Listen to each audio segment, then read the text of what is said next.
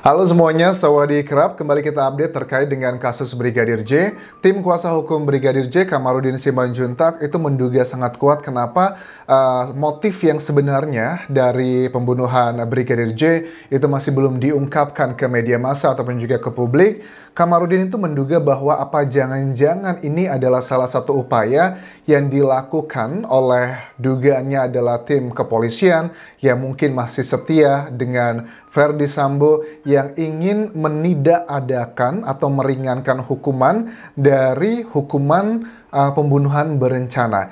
Kenapa Kamarudin Simanjuntak bisa mengatakan hal seperti ini?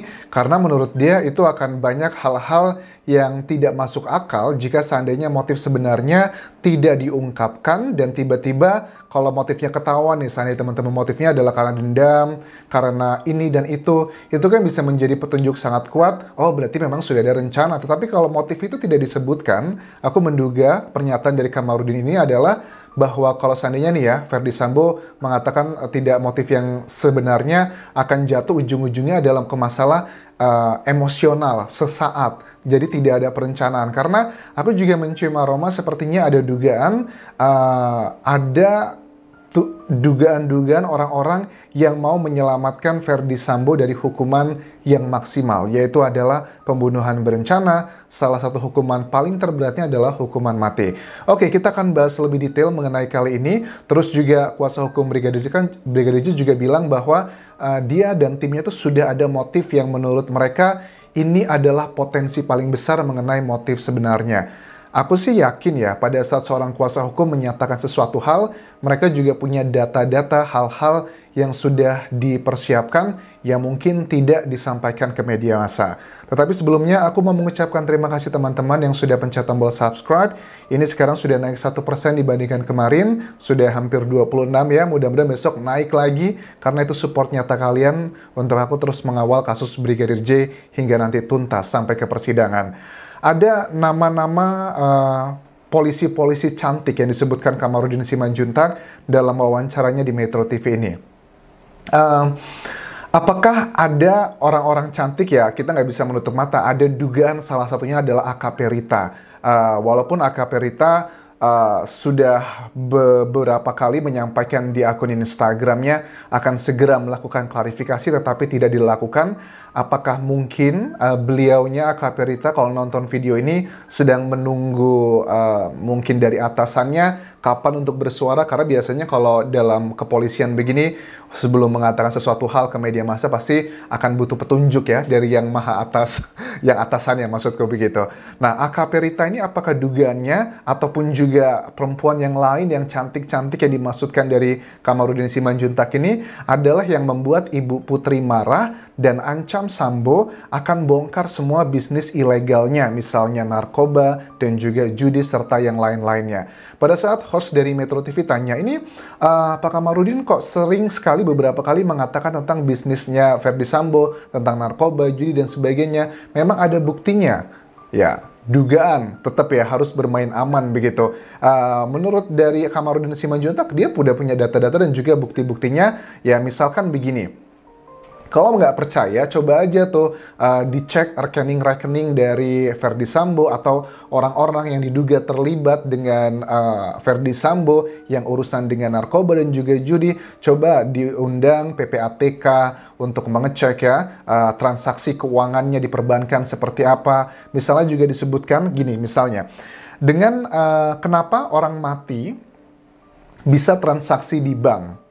Oh, ini aku menduga bahwa maksudnya Kamarudin Simanjuntak adalah Brigadir J karena Brigadir J sudah meninggal dunia. Apakah kenapa orang mati bisa transaksi di bank? Transaksi itu artinya ada uang masuk, ada uang keluar. Ada uang transfer masuk dan keluar ke tabungan Brigadir J. Ini aku menduga bahwa Kamarudin Simanjuntak punya datanya ini karena kalau aku cek jejak digital, track record gitu kan ya, ada beberapa hal yang sifatnya kita masyarakat kan nggak percaya ataupun juga masih ada pro dan kontra, tetapi mereka sudah yakin mengatakan misal tidak ada pelecehan. Ternyata benar kan? pelecehan tersebut, laporannya sudah dihentikan yang tidak ditemukannya pidana di situ. Dan ada beberapa hal lagi, termasuk juga dengan otopsi, kita masih menunggu apakah otopsi tersebut murni semuanya karena tembakan atau ada luka-luka lain. Kalau dari tim kuasa hukum Brigadir J menyatakan, ya kalian sudah tahulah isu mengenai otopsi tersebut, mereka tidak yakin itu hanya masalah tembakan aja, tetapi untuk menjawab ini kan masih belum, karena kita menunggu hasil otopsi yang kedua untuk di cross-check dengan otopsi yang pertama.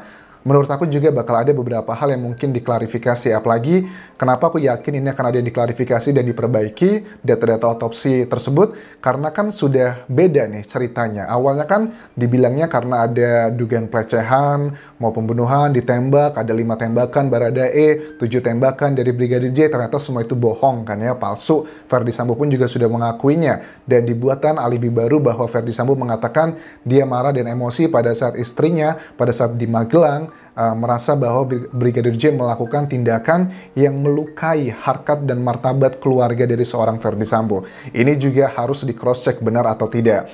Lanjut lagi, dugaan motifnya kalau Sambo masih bersama yang cantik itu, ia akan mengancam, akan bongkar semua, dan ia dapat infonya dari Brigadir J. Ini memang dari awal aku nilai cukup konsisten ya, dari Kamarudin Simanjuntak beserta tim.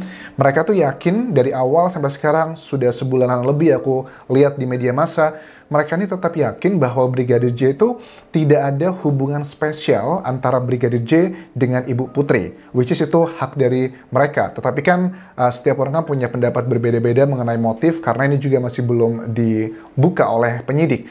Kalau dari mereka tetap konsisten bahwa Brigadir J itu melaporkan sesuatu hal yang membuat Verdi Sambo dan Ibu Putri itu terjadi berantem, perkelahian. Bukan perkelahian yang gimana ya, mungkin juga bahkan ada yang bilang, jangan-jangan Ibu Putri beberapa minggu itu tidak muncul ke media massa karena babak belur, mukanya mungkin saja terjadi hal-hal yang seperti KDRT. Tapi kita udah lihat kan, karena udah sebulan lebih ya waktu dia muncul pertama kali ke media massa, ya sudah healing juga. Tetapi apakah mungkin benar ada mengenai motif ini Brigadir J itu melaporkan Pak Verdi Sambo bersama perempuan yang cantik-cantik tadi gitu kan ya, kemudian membuat Ibu Putri marah dan mengancam akan membongkar segala bisnis dugaan yang ilegal dilakukan oleh Verdi Sambo. Itu konsisten. Terus juga akibat itulah menurut Kamarudin Simanjuntak, Sambo sangat dendam dengan Brigadir J. Ya, sangat dendam sekali ya, dengan kronologi yang kita lihat versi terbaru, di mana Baradae itu nembak 4 kali, dan 1 kali terakhir nembak itu, dugaanku kemungkinan besar adalah si Sambo tersebut. Tetapi ya, nanti di persidangan kita akan lihat gimana peranan masing-masing. Nah, mengenai tembakan tersebut juga, bahwa sebenarnya kan aku baru juga mengetahui setelah aku mengikuti berita ini dari berbagai sumber, sebenarnya si Ricky itu awalnya adalah dia yang diperintahkan ya untuk nembak si Brigadir J, tetapi dia menolak, akhirnya si Sambo memerintahkan Baradae dan akhirnya dia mau gitu kan ya.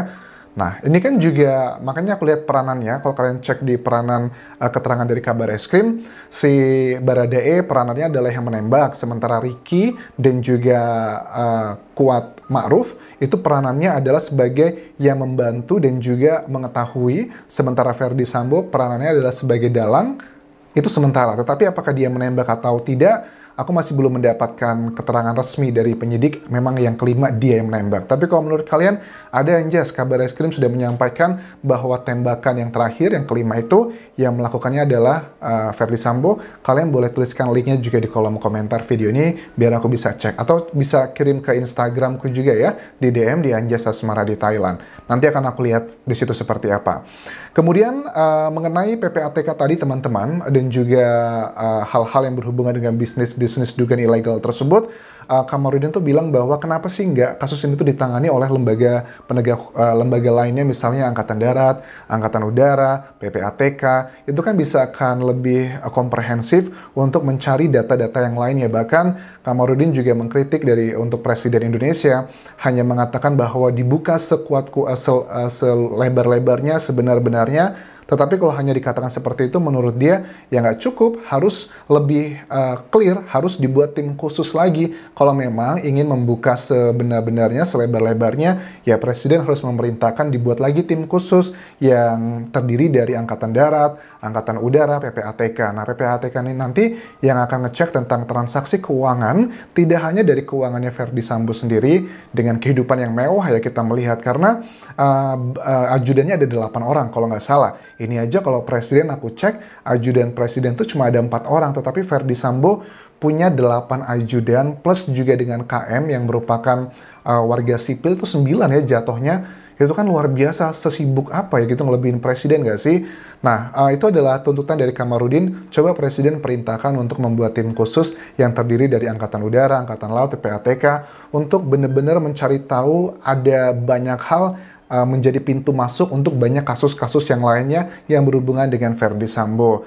Nah, sekali lagi terakhir ini adalah di bagian kesimpulan Kamarudin aku tangkap. Di wawancara ini dia menegaskan, dengan tidak disebutkannya motif, ada dugaan karena mau menyelamatkan Sambo dari hukuman pembunuhan berencana. Mudah-mudahan ini tidaklah benar hanya sebagai kita masyarakat yang dugaannya saja, tetapi dugaan ini juga atau tuduhan ini bukan tanpa alasan, karena biasanya kasus-kasus yang lainnya saat ada pembunuhan, langsung polisi kan menyebutkan motifnya apa. Tetapi ini kok mau dikatakan kita menjaga pihak-pihak agar tidak sakit hati. Ini berhubungan banyak banget ya teman-teman, sudah ada yang bilang mengenai motifnya perselingkuhan atau laporan disampaikan Kamarudin Simanjuntak.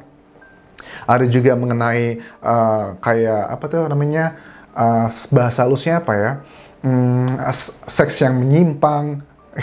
Bingung aku ngomong. Jadi berkembang terus, walaupun motif itu secara hukum nanti di pengadilan itu tidak akan menjadi penentu banyak, karena penentunya itu memang bisa banyak, tetapi yang dilakukan di pengadilan nanti kan menyocokkan antara pasal yang dituntut diberikan dengan perilaku yang telah dilakukan. Apakah cocok pembunuhan ini berencana dengan pasalnya pembunuhan berencana juga, misalnya seperti itu akan make sense. Tetapi nanti memang motif itu akan berguna untuk mereka, untuk yang hakim ya, untuk ada personal judgment juga, apakah ini karena membela diri, apakah ini karena ada kesalahan dia juga, itu lebih sifatnya adalah subjektif.